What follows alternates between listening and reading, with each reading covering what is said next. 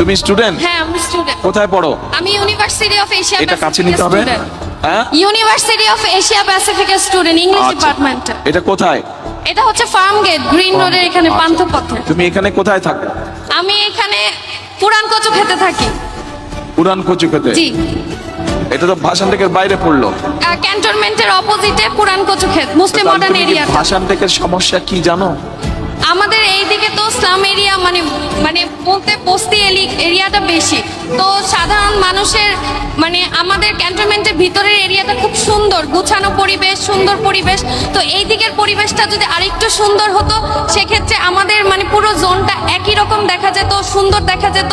মানে যাতে সবাই বলে যে ক্যান্টনমেন্ট এরিয়াটা বা কচুক্ষেত এরিয়াটা, ভাষানটেক এরিয়াটা 17 আসনের অন্তর্ভুক্ত আছে, এটা দেখতেও ভালো লাগবে, মানুষের কাছে বলতেও ভালো লাগবে। আচ্ছা, তোমার নামই তো জিজ্ঞেস করিনি। আমার নাম হেনা আক্তার মিম। আমার বাবা হচ্ছে ঢাকা ক্যান্টনমেন্ট বোর্ড ওয়ার্ডের সাংগঠনিক সম্পাদক মোহাম্মদ ফেরদৌস আহমেদ। আচ্ছা, এই যে আমাদের এই বোন একটা কথা বললো, এইটার সাথে মোটামুটি কি আপনারা এই এলাকাবাসী একমত? একমত, ঠিক বলছে? আচ্ছা ঠিক আছে, ওকে, বসে তুমি এবার। ঠিক আছে।